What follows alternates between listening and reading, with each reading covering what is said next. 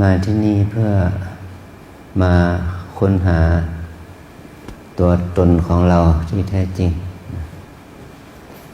มีคราวหนึ่งตอนที่พระองค์ได้ออกเผยแผ่ธรรม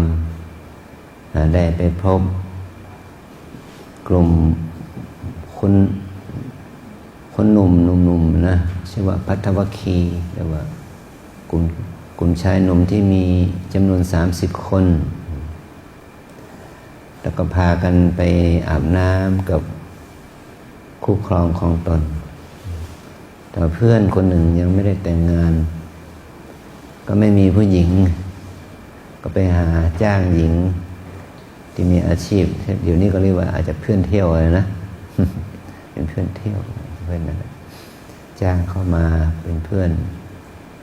เที่ยวตอนที่ลงเล่นน้ำก็ยังสนุกสนานก็ถอดเครื่องประดับอะไรวางไว้บนฝั่งผู้หญิงคนนี้ก็ถือเห็นโอกาสก็เก็บเครื่องประดับของชายหนุ่มทั้ง30แล้วพร้อมเลยเพื่อนสาวของเขาเนาะก็ยังลบหนีไปเนาะชายทั้ง30นี่ก็ตั้งตามหาเจอพระพุทธเจ้าว่าสมณะได้เห็นผู้หญิงคนหนึ่งได้เห็นคนหนึ่งหอบหิ้วถุงอะไรมาทางนี้บ้างไหมพระองค์ก็ทูลพระองค์ก็ได้ถามกลับว่าแสวงหาตน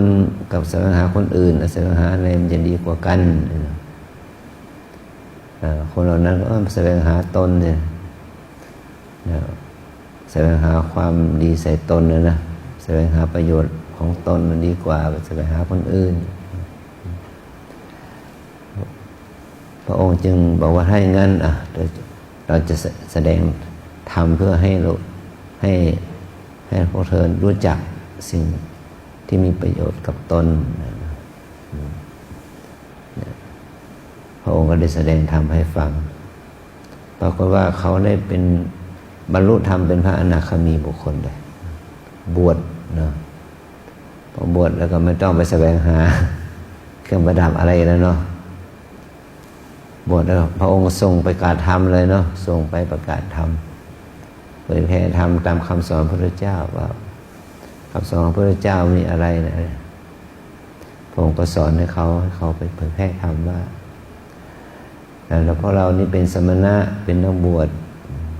ดำรงชีวิตโดยอาศัยคนอื่นเลี้ยงชีพพระสมณะคือครูบาอาจารย์ของเราสอนอย่างนี้สอนเรื่องทุกข์กับเรื่องความดับทุกข์สอนว่าอะไรคือทุกข์อะไรคือความดับทุกข์ว่าเราจะดับทุกข์ได้อย่างไรอะไรเนาะ